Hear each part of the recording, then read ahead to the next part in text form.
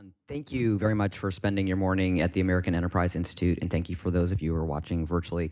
And also, thank you to the Progressive Policy Institute to wanting to share this news with us. This is a really exciting report.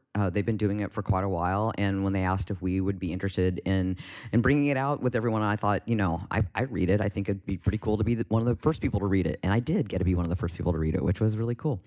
So I'm just going to do some quick opening remarks, and then we're going to go into a panel discussion. And at the very end, I will be taking questions, so be thinking about that.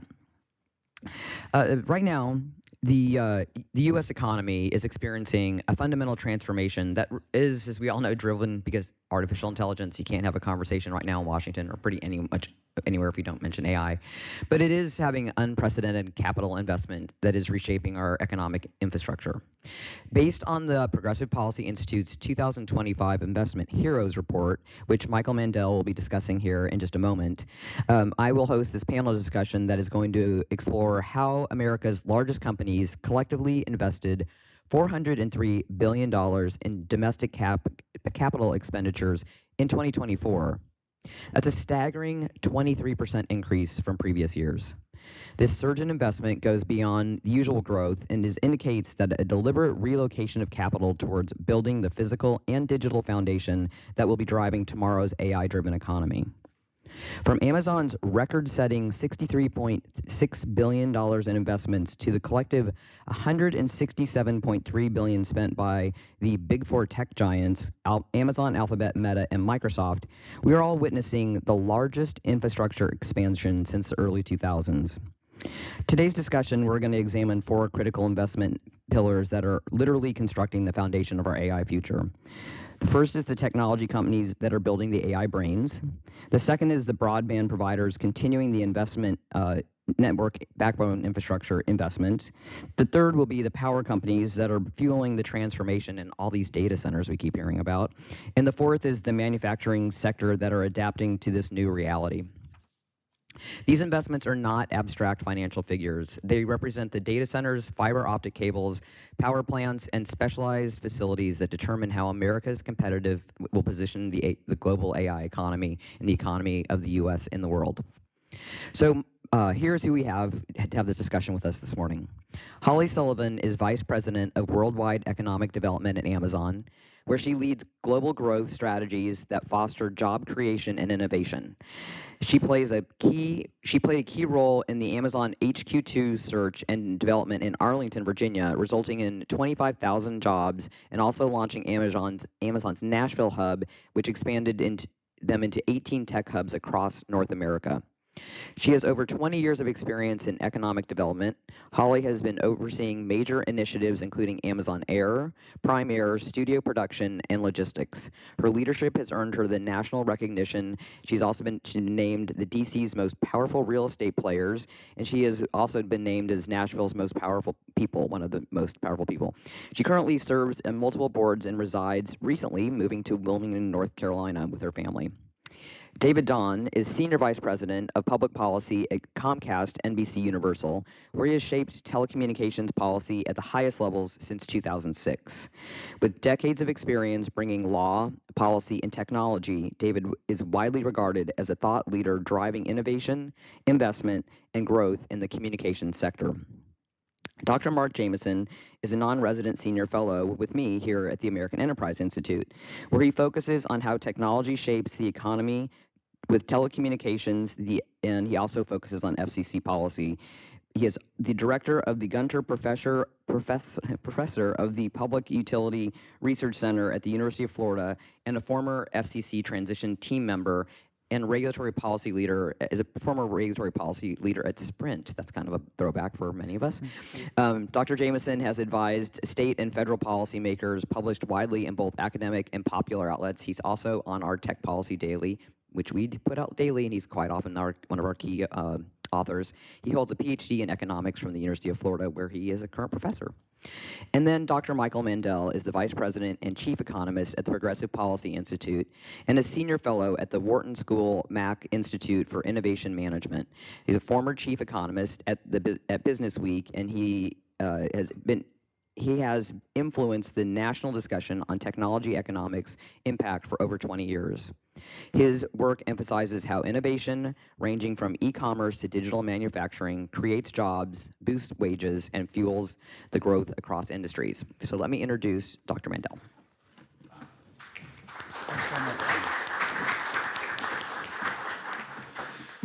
I've been told that I have to hold up a copy of the report.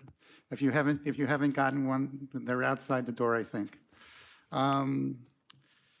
Since 2012, PPI has been tracking and celebrating America's investment heroes. These are the companies which invest the most in the United States, according to PPI's analysis of public financial data. This year's report was written by myself and Andrew Fung, Senior Economic and Technology Policy Analyst. Andrew's sitting over there. Wave your hand, Andrew. With assistance from Sophia Liu, Riddhi Patel, and Janaki Kapadia. Thanks to Shane and the American Enterprise Institute for working with us to present our new Investment Heroes report, The Shape of the AI-Enabled Economy. Investing in America is not a partisan issue, and as we look at the future AI-enabled economy, all political leaders should embrace and encourage more investment across all sectors. So, can you grab the... Thank you. We start with the list, which you can either see up on the screen or you can find in the report. Okay, if we were sort of doing this with a rollout, we would have sort of started from the bottom and gone up to the top and, you know, hidden who was number one, but we knew who was number one. So topping this year's list is Amazon, retaining the number one spot for the 6th consecutive year with an estimated $64 billion invested in the United States in 2024. In historical terms, this is enormous. This is real money being invested into the U.S. economy and represents more than 70% increase in domestic capital investment compared to 2023. Alphabet, number 2 on the list, with an estimated $41 billion investment in the United States in 2024, a 68% year-over-year increase. Rounding out the top 10 are Meta, Microsoft, AT&T, Walmart, Verizon, Intel, Comcast, and ExxonMobil. It's important to sort of realize that investment is the key to good jobs, to productivity growth, to rising living standards, and to international competitiveness. Our biggest economic rival, China, puts 40% of GDP into private and public investments each year. We're stuck around 20%. This difference is very real and growing in absolute terms over time. I thought it'd be useful to sort of show the 2012 list and how it differed. Top companies on the 2012 list were AT&T and Verizon, but you can also see industrial giants like GE and IBM who are no longer on the investment heroes list. They just fell off the map in terms of investment in the U.S. Conversely, we see in the 2012 list, we see Google and Amazon. Sorry, we see Google and Apple at the bottom, and I don't think Amazon is even on the 2012 list. I'm not sure that Microsoft was on the 2012 list either. So you can see how the growth sectors of the U.S. economy have changed over time. During their 2024 fiscal years, Amazon, Alphabet, Meta, and Microsoft, holding the top 4 spots on this year's Investment Heroes list, invested a collective $167 billion in the U.S. economy. That's an increase of more than 65% compared to 2023.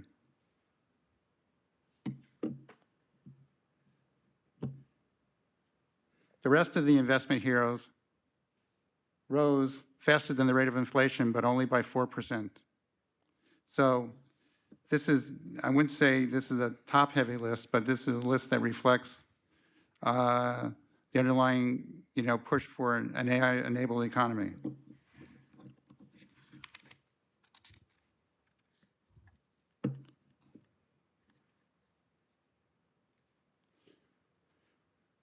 The growth trend continued into 2025.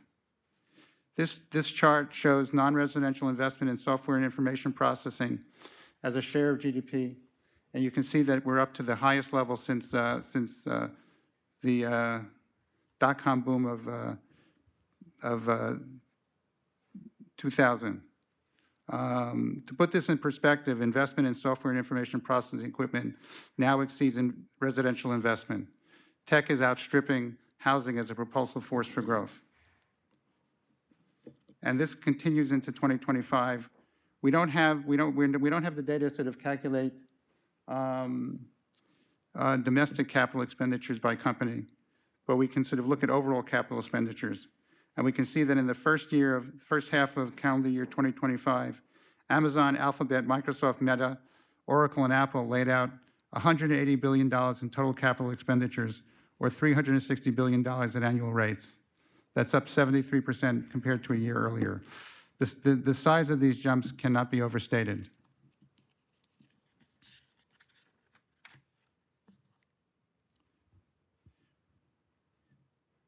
At the same time, as investment in data centers soars, broadband companies such as AT&T, Verizon, Comcast, and Charter are providing the essential connective tissue of the AI-enabled economy.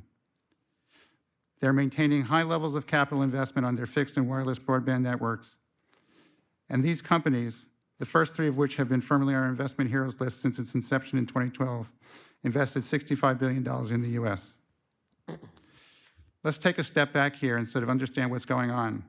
The development and application of new generations of AI models will require the transmission of high and rising flows of data. Video, which is inherently two-dimensional, is already a huge generator of data. But interactions of AI agents with the physical world, which is inherently three-dimensional, will generate and use radically more data.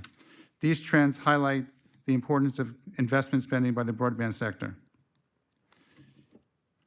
Our list includes power companies such as Dominion Energy, Duke Energy, PG&E, and Exelon, and they are in the process of boosting their future capital spending plans to meet the energy needs of the AI-enabled economy, upgrading transmission lines and installing new generation capacity. Now let's look into manufacturing. The need to boost domestic U.S. manufacturing investment has been a high priority for policymakers under both President Joe Biden and President Donald Trump. We're seeing some indicators of manufacturing companies raising domestic capital investment in 2024. This year's investment heroes list includes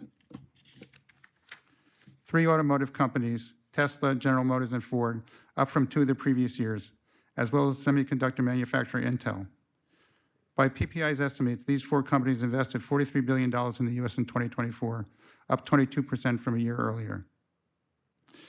Notably, other manufacturing companies not on the investment heroes list also significantly increased their domestic capital spending in 2024, according to our estimates. These include Eli Lilly, Boeing, Micron, NVIDIA, and Caterpillar, among others.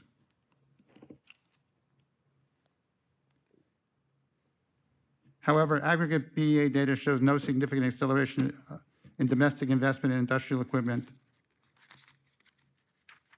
and tariffs and other policy changes coming from Washington makes manufacturing capital spending hard to predict in 2025. One thing that we do know, we want to encourage companies to invest in the United States, not discourage them. Regulation is essential, but to the degree possible, it shouldn't get in the way of innovation and investment. We know that the AI-enabled economy has the potential to reinvigorate physical industries like manufacturing, agriculture, and construction, all of which have suffered from weak productivity growth. It also has the potential to close the economic gap between rural and urban areas, and perhaps the political gap as well. Stronger investment is the road to a better future. Thank you.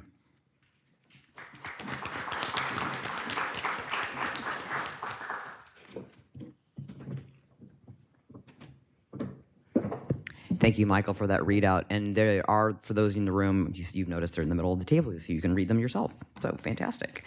So I'm going to start, Mark Jameson, with you. With $403 billion invested by just the top of the 25 companies in 2024, we're seeing the largest infrastructure build-out in decades. How does this compare to previous technological transitions, and what does the scale of investment tell us about the urgency companies feel around AI readiness and getting ready for this next decade? Well, thank you, Shane. And thank you all for being here. It's great to be able to talk with you, and I really am impressed with the work that PPI has been able to do with this work. So one of the lessons, if you look at other big innovations like this, is we pretty much always get it wrong. And that's one thing that'll be true here as well. At a high level, we're going to get it wrong. And you just might remember electricity. There was this big fight between Edison and Tesla. What should electricity actually look like? How should it work? And a lot was wrong. Tesla's idea was right. Edison's money was right.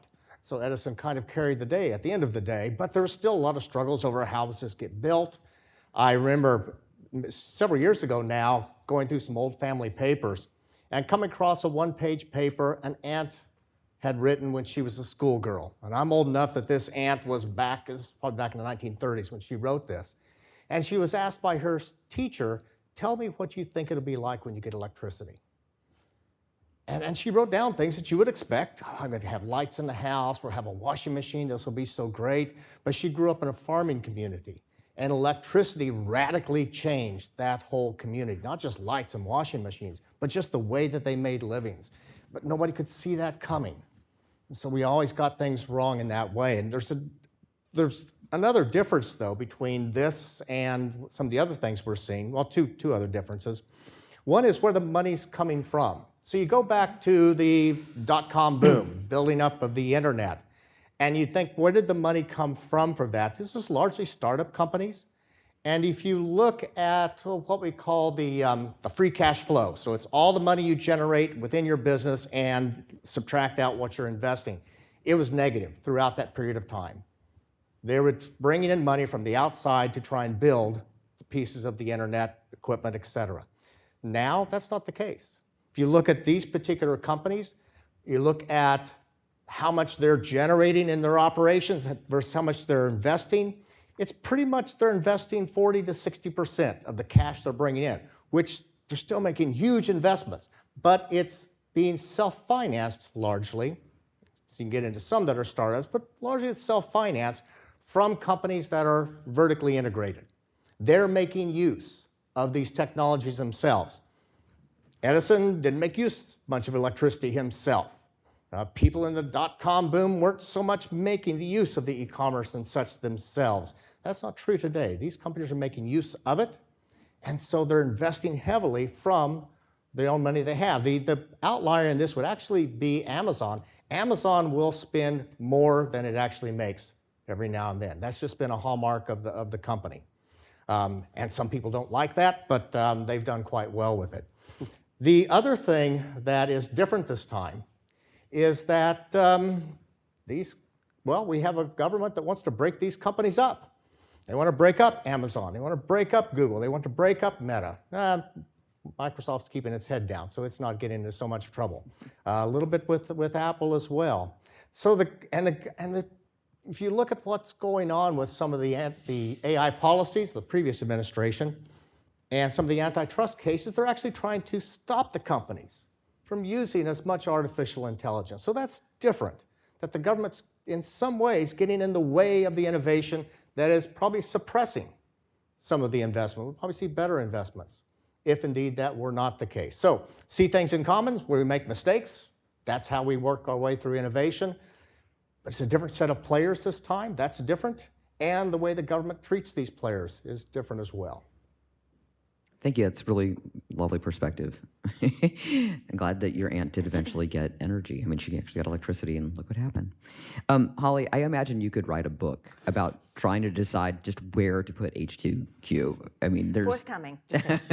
yeah, and we all know where we're going to buy it. So tell us about the Amazon infrastructure advantage. Why was it important for all the thought you put into where you put this headquarters? And a lot of people just know Amazon for whatever it is that they use it for. A lot of us use it. I'm a Prime member, so I think I'm an investor. Like, you know, I love all the things that you do, but I know that there's the logistics behind it just thoroughly fascinate me. So tell us a little bit about that. Yeah, happy to. First of all, good morning. Thank you all very much. Thank you for the great presentation. It's fascinating to see those numbers and to kind of look back at 2012 and realize we weren't even on the list then. I like to say I wasn't hired then, so that might have something to do with it. Just kidding. So I think first, our North Star is our customer. And so we're always working backwards from that customer, and that allows us to kind of think about where we innovate, how we innovate, and when we innovate differently than a lot of customers. Not to say that my colleagues up here are not also customer-centric, but we really look at how do we improve the lives of our customers on a daily basis. And some of that is through investment in our infrastructure network, for our logistics, for our fulfillment center network. Years ago, we made a very conscious effort to think about that from a first, middle, and last mile. In the last couple of years, we've decided that regionalism is the way to do that, which hopefully you're all enjoying faster delivery times because of that new modeling and that investment in infrastructure, same-day delivery in major metros, and we're continuing to iterate on that. 3 years ago, we made a big bet on rural investment, which a lot of companies like ours are not investing in rural America. But by the end of 2026, we'll have over 200 rural facilities across the United States to have that rural delivery, again, working backwards from that customer. Second, our data center infrastructure. Big bets, big investment, really based upon that throughput of AI. And I think, Mark, you said it very well. We're a company that not only innovates, but we utilize and we deploy our infrastructure, which is a little different than a lot of companies. So we're able to learn from that because we are our own customer oftentimes. We have all sorts of tools at my fingertips that we're testing right now. A really good example of that was I needed information on a bill in California. And generally speaking, we would get with our consultant, we might hire somebody because it was very specialized and technical, this new legislation being proposed. I put it in one of our research tools. Within 8 minutes, I had technical information on the bill. I also had a forward looking of the 8 other states considering similar legislation and tips on what those talking points would be that might negatively or give an opportunity to our business units within our logistics framework. 8 minutes, $0, because we've already invested in that infrastructure for that throughput. So I can't put a finer point on that customer experience because it's not only external, it's also internal, which allows us to continue to make those investments in those big bets, and we do take risk. We're not afraid of failing, but the motto is, if you are gonna fail, let's fail fast, and then we can pivot from that because we are nimble. Fantastic. David, the broadband companies invested $65 billion in network infrastructure, and yet we all know that AI is making us want more.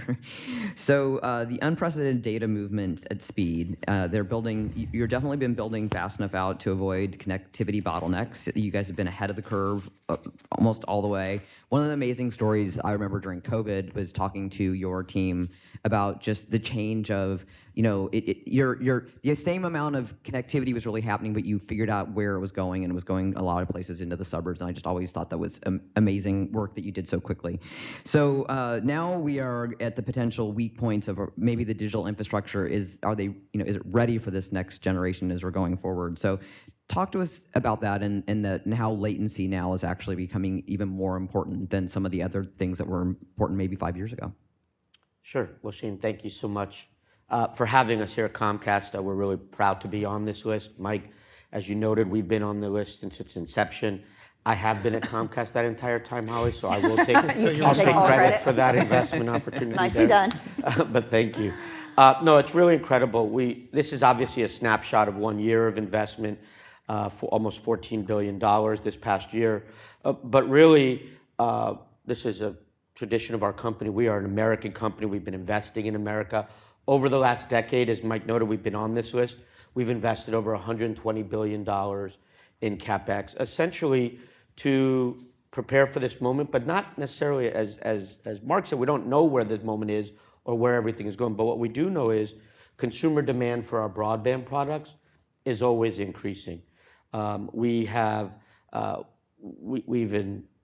when you look at this list, what you see consistently are the telecom companies who enable all of these other companies on here to deliver their services. Without the telecom investments that we've been making in broadband infrastructure, Alphabet, Amazon, Meta, Microsoft can't reach their customers. So our plan has been and always continues to be to anticipate the consumer demand. We have to continually invest in our network. It's not a build it and forget about it kind of thing. It's not like water pipes and electric pipes or electric lines. This is an innovative network where we continually develop new technologies and improve the quality of service for our customers. We try to anticipate our customers' needs.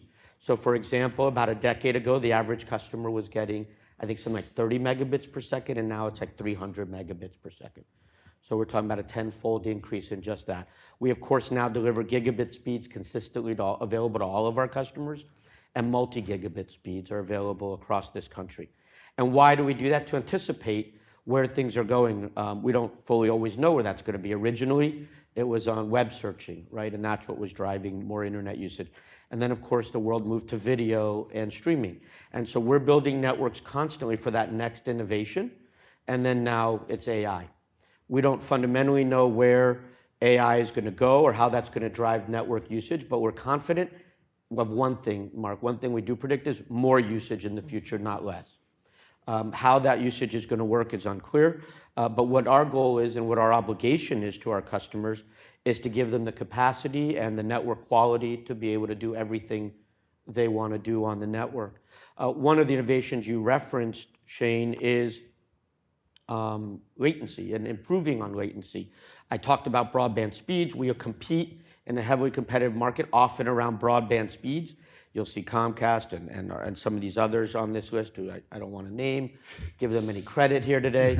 But we're often competing on these gigabit speeds and broadband speeds. But another thing that's going to be important going forward, we think, is going to be latency.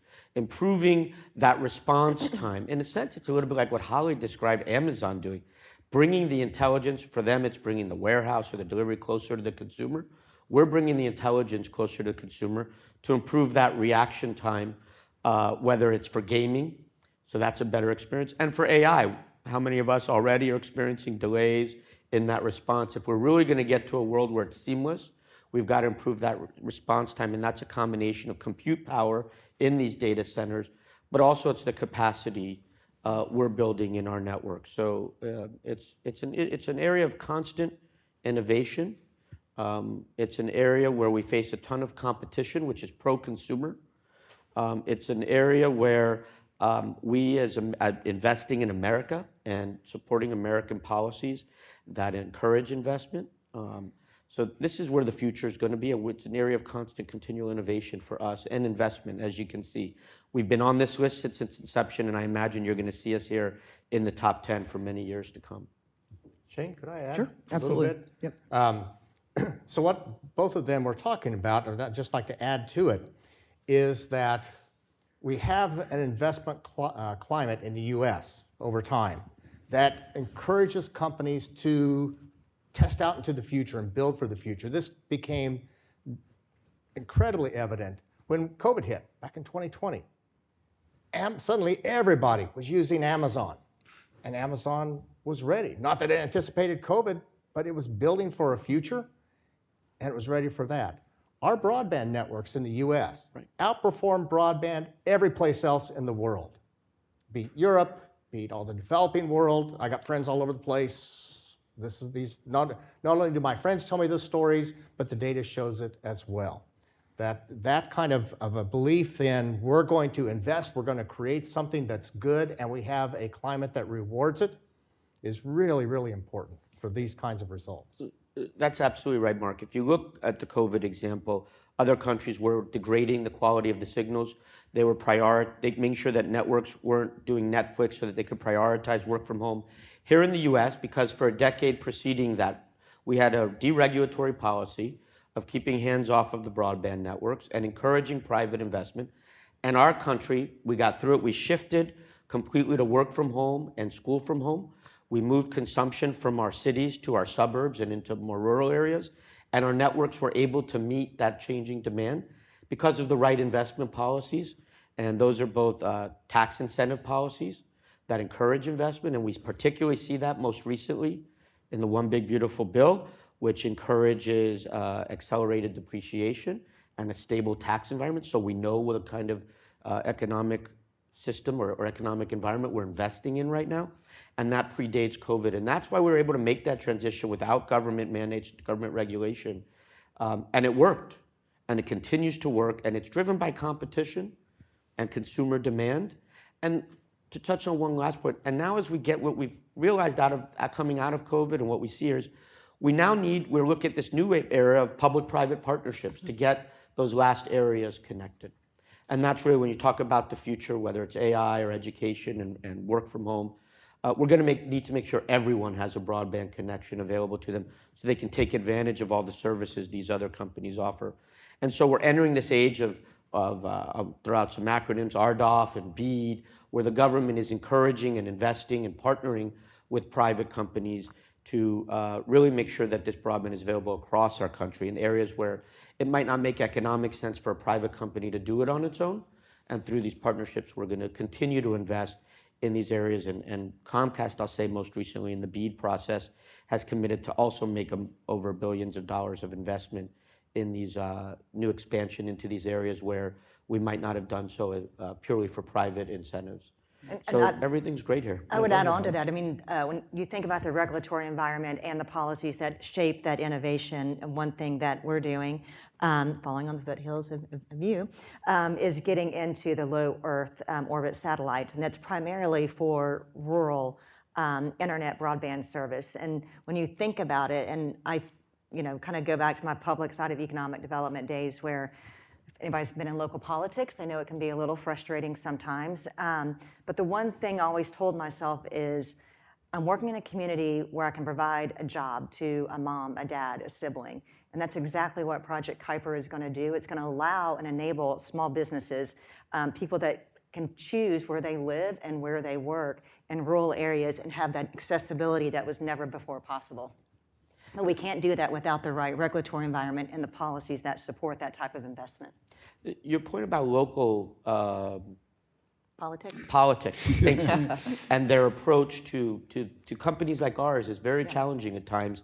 We're a company, we're a national company. I'm throwing out national numbers.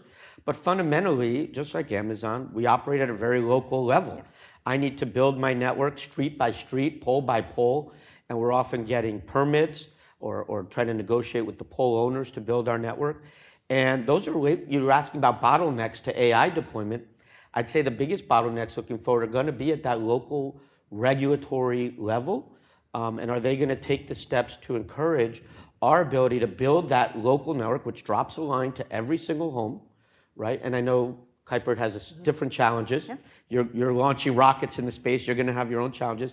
But we need these local governments to see and to create environments that welcome this investment, because we could talk about national numbers and building a pipe across the country is probably a lot easier than going down a street, tearing up a street. It's complicated. It can be disruptive for consumers. It's expensive. It's expensive. The last mile is the most expensive part of building a broadband network. So the bottleneck we see is some of these regulatory barriers around permitting and pole attachments, and we'd love to see continued discussion around this and encouragement and education of local officials so that we can remove some of these regulatory barriers and get these great services that all of these companies are building to our customers. And I do think that's an opportunity for the federal government also, because when we think about the last mile, and we think about the education of the local and state policymakers, when there's different rules state by state, community by community, when I think about our rural investment right now, in the last 5 years, 2 out of every 5 jobs we've created have been in populations less than 50,000.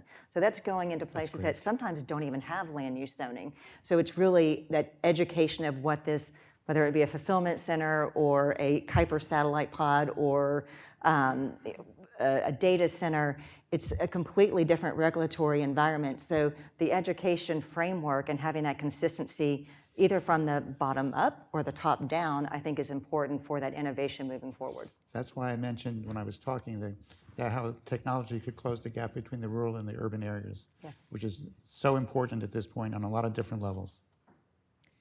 So, Mike, I want to bring in the power companies. So the week of the election, just bad timing, I think, on their part. Larry Fink from BlackRock had a fantastic op-ed, which I don't think many people read because it was the week of the election. But he said, we need to rethink all of our regulatory structure around energy. We use energy differently than when most of these laws were put into place, and starting back to really remark was at the beginning of this. So we now see them becoming, they're on your list. We're hearing about them on a daily basis. Definitely those of us in the area where we live with all the data centers. So give us some idea what you're seeing in the numbers as far as data centers, where they are, where you saw them in the 2024 list and where you see them going, because we're seeing a lot of investment. We're seeing a lot of investment in data centers in Northern Virginia, in Texas, in states where the regulatory environment is positive, where the environment is good. But we have to sort of, the states and localities have to understand that the contribution of data centers to the local economy is very positive, okay? And that will include the need to sort of upgrade transmission facilities and the need to sort of upgrade, put in more generation, and we're sort of dealing with 5 to 10 year timeframes at this point that is different than what we've thought about. And sort of I was very careful in this report, sort of in the case of the power companies, a lot of them are not necessarily increasing their spending yet, but they're increasing their future capital spending plans as they can see what's coming down the horizon, and they want to make sure that the companies that have said they're going to build the data centers are actually going to do it. So this is kind of a joint mover problem at this point, because we've had this very large investment boom, and the question is, how long is it going to last? And are we going to really need all the power? And the answer is yes, but the power companies are waiting to see this before they could make the step forward. Mike, I don't know if you have a thought on this, but there's a big difference between the power company investment cycle and what Comcast and Amazon are doing, because they're guaranteed rate of return. They are not putting private capital at risk. They're in a very different situation. When you're saying they want to see if the demand will be there, that's in conjunction with public service utilities who don't want to see overinvestment in gold plating, which of course the consumer ends up paying for. I think that's a really different, and I wonder if you've ever explored some of your different companies on here who are putting private at-risk capital, going to the markets, raising money, going to shareholders, versus some of these more regulated companies who are rate regulated, and the different investment incentives. I don't know if you've thought about that much. That's a really good point. I think it wasn't a big deal up to this point because you had kind of steady growth in the demand, and, right. and the fears that in fact demand was going to slow down. And now we've had an acceleration that nobody really anticipated. So the question is, as you sort of said, are we dealing with the right regulatory environment? That's very important. Can I add to that? So just to clarify, because I teach people about public utilities a lot of different countries of the world. So we don't have a system where companies are guaranteed a rate of return. They're allowed an opportunity to get a rate of return. So prices are set according to the best estimates of cost, but from there on, it is the company's risk to figure it out from there. So the government can't confiscate their property. That's kind of what the opportunity is about, but it doesn't guarantee that property. But it does become problematic because we have a regulatory system in some states where the regulators get a little hesitant. Will they approve an investment? Because if it doesn't pan out, somebody has to pay the bill. Now, you can get creative and figure that out. We've done it many times before, but it's different in this case. And so the regulators are a little slow. And we do have some states where the generation of electricity is not regulated. Somewhere it is. And if you compare those states, where we're having the problems is often in the places where the generation isn't regulated. And the problem there is not with AI and demand. It's that companies were pushed for a lot more renewable energy that isn't as reliable as the old stuff. And so some of these investments, I think you mentioned in your report, I think it's Dominion, maybe somebody else, is actually investing to try and make up so that it can just provide reliable electricity for its traditional load, not just the new one. So that's how our regulatory system works. It is slow because of kind of who bears the risk, and that can be fixed. It just is getting fixed very, very slowly, and that's a problem. They're just grappling with it right now. I'm sorry? They're just grappling with the problem right now. Yeah, yeah. They're not used to this. They're not Not- used to not this. new. But I also think that Yeah. private sector plays a role in that. We can be part of the solution Yeah. through these three-way partnerships with the utility company, with the government also that regulates, and then with the private sector, because we have innovations, we have technology that we can bring to the table, and we can risk some of our capital to do that. So it truly does become more of a three-way partnership than just solely relying on the utility company to be the sole provider. And Yeah. I think that's the wave of the future. Yep. And that also allows each person to have, so to speak, a skin in the game, Right. because we're all accountable to that and the job creation and ensuring that technology and that readily available innovation is for our customers and our residents. It's interesting. We pick up on electricity as maybe the weak link in this AI future, and that's the one that's the most highly regulated, right? If you look at when you talked about COVID for a minute, we did not need government permission to build the network we built that met that moment, right? And now we're in this AI moment, and we have built a network that we think meets the moment at the moment, at the present. But also for the future, we're going to continue to invest to meet that moment. And we don't need a mother may I other than for permitting or facilities deployment. But the actual decision to invest, the actual decision to meet competition, we're also in a competitive market, unlike, I think that utility market is a lot less competitive market, you would agree? So you have a market that's competitive, that's innovative, that doesn't need mother may I, and it's here to meet the moment, whether it's on the distribution side like Comcast, or what Amazon is doing on the construction side of these data centers and the consumer services. So you put your finger on the weak link, and it's the one that's the most highly regulated. And there's probably a correlation there that we should be thinking about. Sure, because that's a problem Amazon ran into. I think it's Constellation a year or 2 years Yes. ago. And so Constellation, Amazon, all happy, we got a deal, we can make this and we can do great things. And the Federal Energy Regulatory Commission sat for a while and pondered, and they said, no, we don't think so. And why? What's the point of that? So we do need to fix that badly. At the same time, because we are a nimble company and we can make those pivot decisions, then you fast forward to just this year, we've announced, major partnerships in Pennsylvania, $10 billion in the state of North Carolina. But it goes back to, and I'll kind of I'd say Virginia and North Carolina are prime examples of that, pun intended. I didn't catch that. It's that business-friendly state, positive regulatory environment, where they've already invested in the infrastructure allows us to invest. So in North Carolina, we announced $250 million fulfillment center, our new Amazon Robotics Fulfillment Center in southeastern North Carolina, and then $10 billion in data center infrastructure. And we have 2 small corporate offices there. So and Summer I Turn Pretty just wrapped there, the runarounds, So it's a state where we're allowed to do multiple investments because of the regulatory environment and the opportunities to invest. I think we should probably explore for a minute what this One Big Beautiful Bill did to also encourage investment. I mean, the notion of full depreciation is a huge, huge incentive to capital investment at the moment. And so you're going to see, I bet you, Michael, these numbers could be much bigger next year with the decision, or in the next 2 years, based on this tax decision that was reached a couple months ago, as well as the full deduction of R&D and done in 100% R&D in the United States. As a almost exclusively or primarily U.S. company, this is a huge opportunity for us a huge incentive for us to continue to invest heavily in the U.S. I've talked a lot about broadband, but we obviously are more than just a broadband company.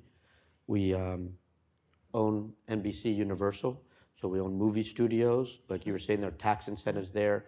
Also encourage a lot of more production in the United States and in various states that are welcoming of that investment.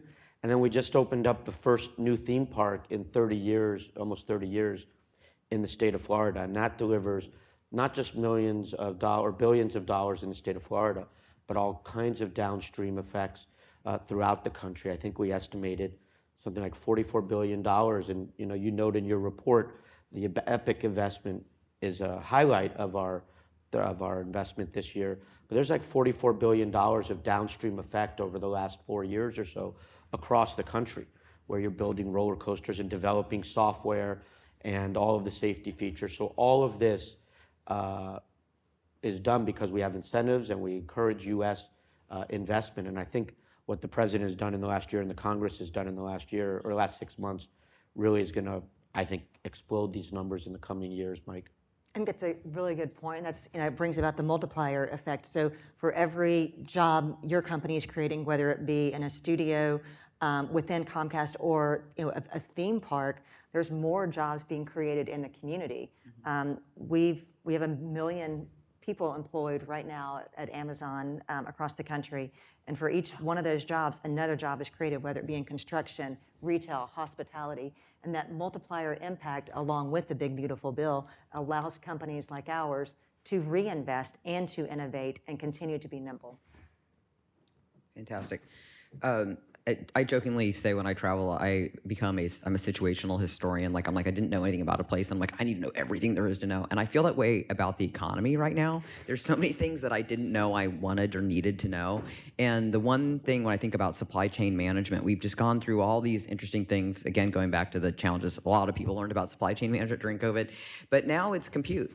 Like, it's, like everybody's scrambling to figure out how they are going to manage forward all of these things that they expect to drive the next decade. And all of these things that we've mentioned are part of that. So what's it like right now trying to get out there and get ahead of the game on things like, compute? You guys obviously have the cloud, which is in higher demand than it probably has been ever.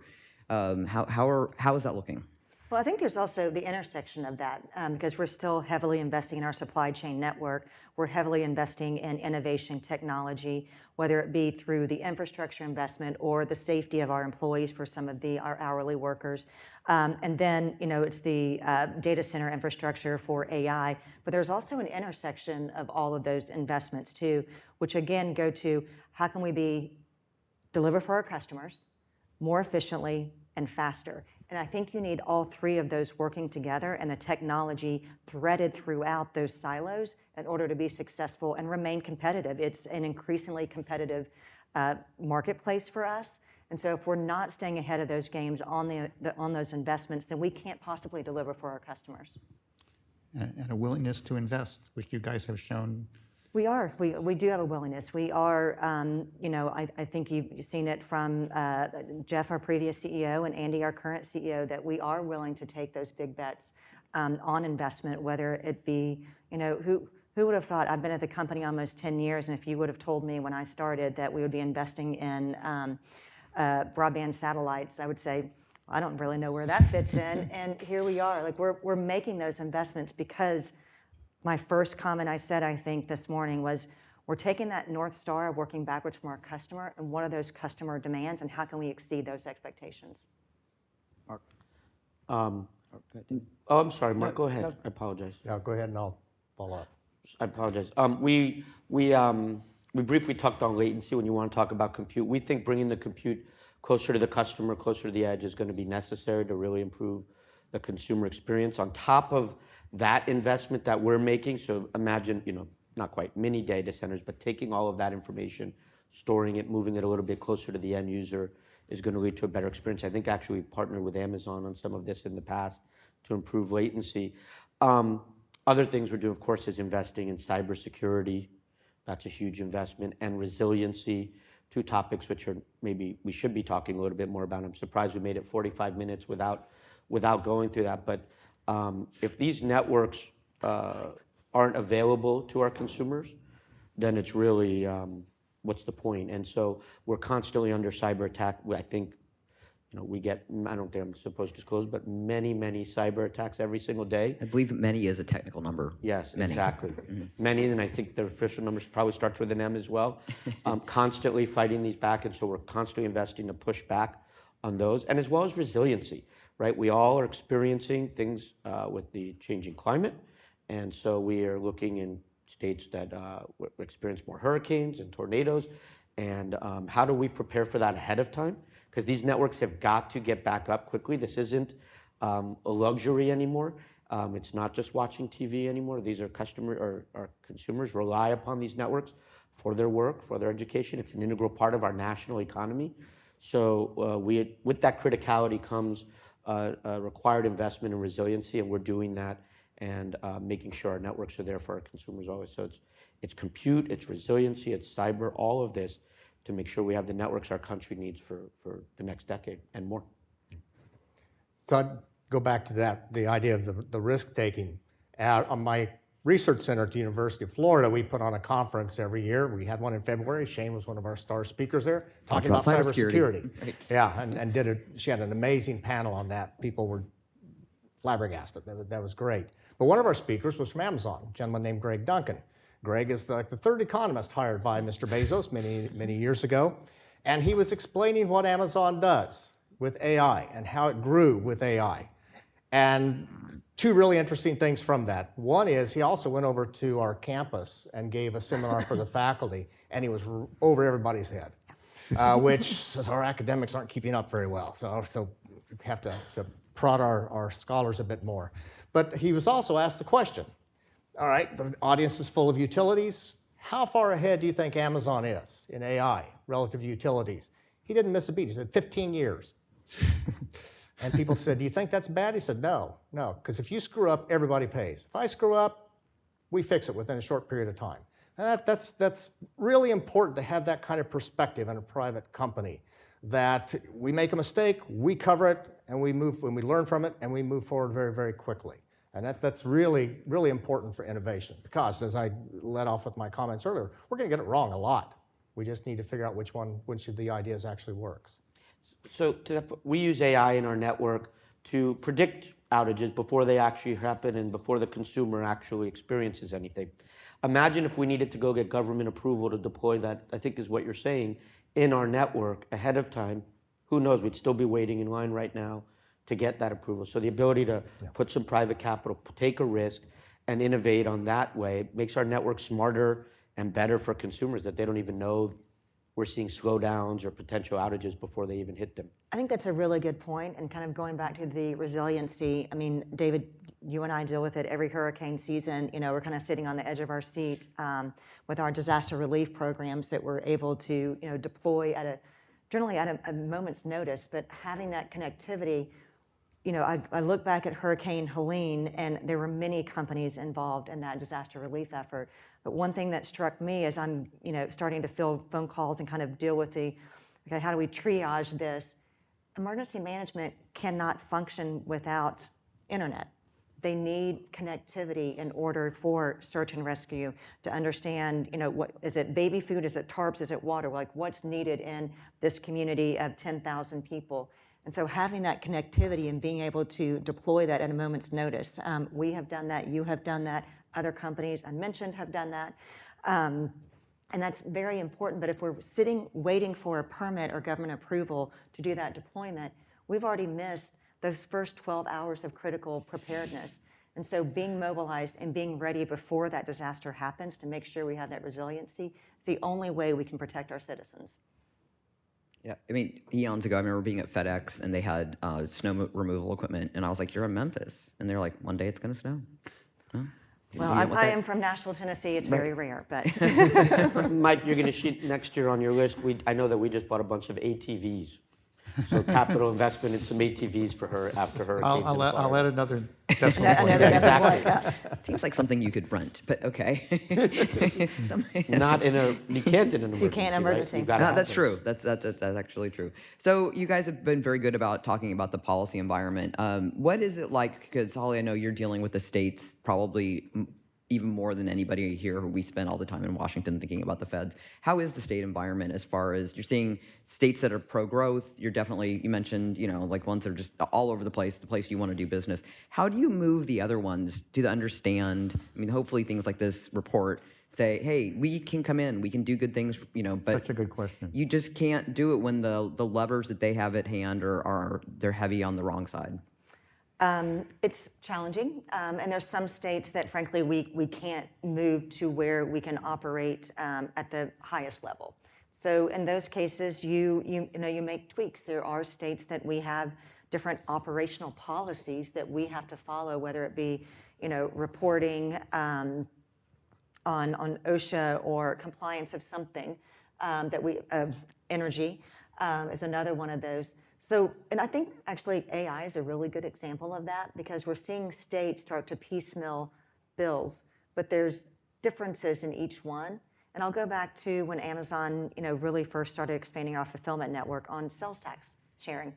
We went state by state by state before there was federal policies that allowed all states to sort of have their own, but there was more consistency. So when you think about, and I think most people, realize when you're looking at a site selection process, when you're thinking about, where you're going to locate the next fulfillment center, corporate office, we're not really looking at state lines. We're not looking at county borders. We're looking at real estate. We're looking at talent available on day one. Where can we develop those longer term partnerships? And then we look at business-friendly environments, but from a macro level. And then once you locate there, and then the policies continue to change, it's kind of like a turning ship sometimes, and that's the way government works, but companies work much faster. And so if we can get the states working at a higher speed to be more efficient, we can also pivot to those. But I also think that consistency in some of these bigger picture items from the federal government would allow us all to be more nimble. And then we have that consistency of regulatory environment so we can make those state investments and not look across borders. I think there are two macro trends that, if I can generalize about the states, I guess, and the localities. One is, in our industry, it's the transition from companies with market power to a much more competitive environment. And so you used to have Ma Bell, or you used to have one cable company. Those days are over, right? There's fierce competition. We face at least 3 or 4 competitors in every market, and yet there's still a local and state regulatory regime that hasn't adapted to that on the distribution side. And of course, on the content side, as a cable company, we compete with Amazon Prime, we compete with Netflix, we compete with YouTube, and yet there are regulatory regimes that are not reflecting this change. So that's the first big one. Our industry has changed radically over the last 20 years, but both the federal regulatory structure has minimally changed, and then the state and local governments have not adapted or adapted their regulations to that. So I think that's one macro trend. The other macro trend, which is very problematic, is when the federal government has decided to take a deregulatory approach, let's say to AI right now, the states are trying to fill that, and they're trying to take the lead, and they view that as an opportunity for them to regulate. And that is not what we want to be doing. I think in a nascent industry, we want to let it grow, we want to let it see. We had this debate with broadband 20 years ago. It was a nascent industry, and they're like, it looks a lot like telecom, so let's start doing monopoly-style rate regulation. And we were able to successfully hold that back at the federal level and convince states not to do that. The wireless industry went through the same thing the decade before. And so what we've got to try to avoid here is the states trying to fill a void or a perceived void in regulation in an industry or an area of the economy that may not need any. So I think that's a big risk. And I'll throw privacy in that space as well, because the state-by-state regulation of that is also hindering innovation, and it's probably actually anti-consumer in the long run. I thought your discussion of latency earlier really bears on this, because the closer you get to the consumer, the better the services. And so states have to understand that they're going to lose by pushing it away, that it actually helps to have it closer. Lose in service, but also lose in job opportunity, lose in investment opportunity.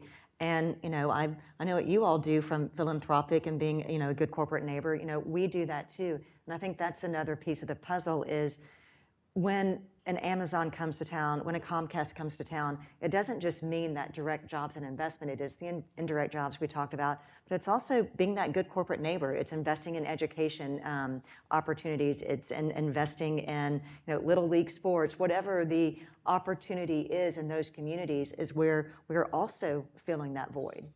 It's a void that the manufacturing companies that are no longer on the list have left behind when they've sort of moved their investment elsewhere. All right, I'm going to open it up to questions. So who would like to have the first question? Okay, right here. And if you don't mind telling us who you are and... My name's Anupam Khanna. I used to work for the World Bank for many years. And Lovely to I have went you. back to India and I'm back. So working on large countries and on capital investment in industry and actually network industries, telecom, electric utilities, and airlines. You must be very busy. Well, no, now I'm retired. So now I can think a Sounds like little you're bit. busy being retired. But last time I talked to Michael was about the economics of distribution of Amazon. Yes. And why. So question I have, Michael, on this you've got aggregate numbers, but aggregate numbers actually don't mean much. There's only division you have is between equipment and software. But the investment cycle that is happening right now, as I understand, is in, for example, data centers, et cetera. It's basically a real estate play. So can you separate out what the trends have been by different industry? And I think that we have referred to, because utilities and telecom, between equipment, capital, fixed, let me call it structures, and software. And there is another side of software, which is huge investment in labor.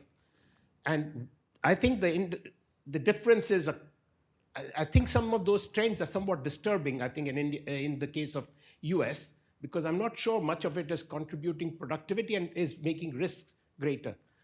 I have two other questions, but the question that I had for telecom, for example, recently the question is low orbital satellites versus, fixed wire, let's call it, or the business model is an issue more than regulatory issues.